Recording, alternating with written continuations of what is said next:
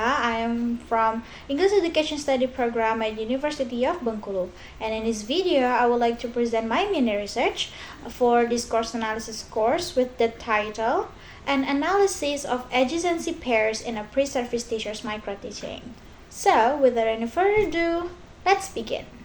So, let's talk about the background of the study. As we all know, microteaching is an important part of teacher education because it provides pre-service teachers with an opportunity to practice teaching before entering a real classroom. During this session, most attention is usually directed to lesson content, teaching materials, and classroom activities. However, one important aspect is often overlooked, which is classroom interaction itself. In teaching, communication isn't just about delivering information. It's about how teachers ask questions, give an instruction, and manage participation. So, to explore this issue, this study focuses on adjacency pairs by examining the classroom interactional patterns to provide a clearer understanding of how classroom communication is organized in a microteaching settings. Next, I'm gonna explain the literature review. So this study grounded in 3 concept theory. First one is discourse analysis from Paltridge 2022. The second one is using conversational analysis, which is developed by Sachs, Shezulov, and Jefferson in 1970s. And then the main concept used in the study is adjacency pairs, introduced by Shezulov and Sachs in 1973. But I only focus for the type that only occur in the classroom context. There are found 4 types, which is greeting, question-answer, request compliance, and lastly, compliment and acknowledgement. Okay, now we go to the references. In order to conduct this mini research properly, I search for references from the articles that have similar topic to mine. Then after I read, I got a conclusion that most studies have focused on adjacency pairs in movies, podcasts, online interaction, or casual conversations. Even when I found a study in classroom, they just primarily examine experience in service teachers who are already possess established teachers practicing. Therefore, this study seeks to address that gap by analyzing adjacency pairs produced during a microteaching session conducted by pre-service teacher. The next section is data source. The data for this study were obtained from a video recording of my own microteaching session because it is easy to make as the data for my own research without need rigid authority. And then the lesson in the microteaching focus on English collocation and incorporated Anchor, which is a corporate analysis software, as part of learning activities. The session was conducted entirely in English and involved my fellow classmates who acted as 10th grade students. And then for the data analysis, rather than analyzing the entire coding or transcript, I selected interactional excerpt that contain adjacency pairs pattern. Then the excerpt were transcribed and analyzed using the Paltridge framework of adjacency pairs that I already mentioned in the literature review.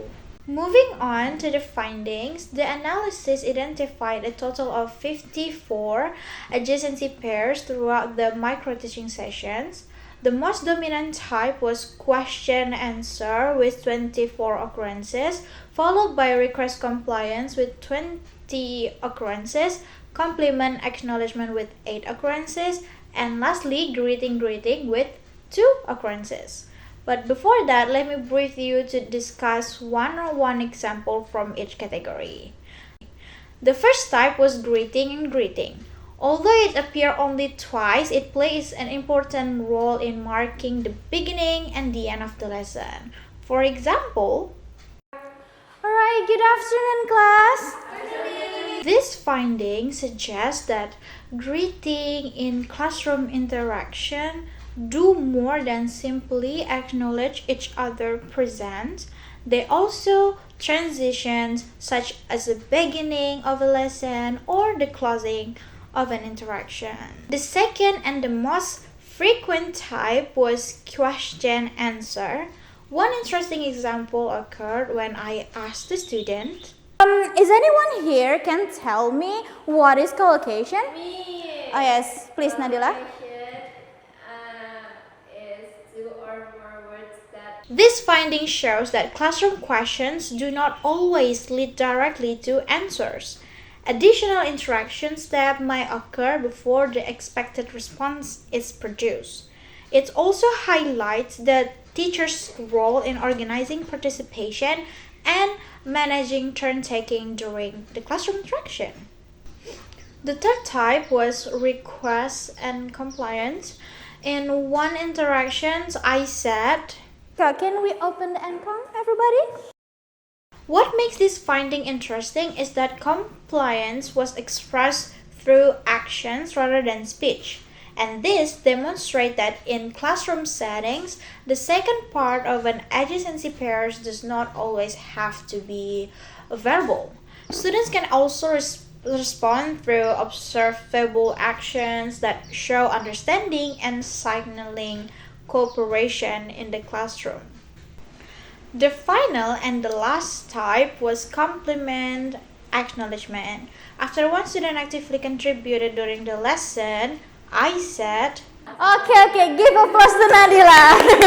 She mentioned a lot actually. Thanks, Nadila. Although no verbal acknowledgement was produced, both the applause and the smile function as meaningful responses to the compliment. The finding suggests that nonverbal behavior can also serve as the second pair part within the classroom interaction. Interesting, right? And now we have come to the last session of this mini research, which is conclusion. And to conclude this study, shows that micro-teaching can serve not only as a space for practicing teaching skills, but also as an opportunity for pre-service teachers to reflect on how their communication shapes classroom interaction. And as a pre-service teacher myself, conducting this analysis helped me better understand how classroom talk is organized and how language choices can influence students' responses and participation in the class.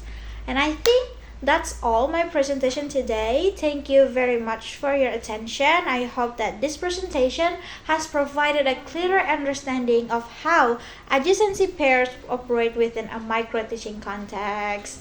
Thank you and have a great day. Bye-bye.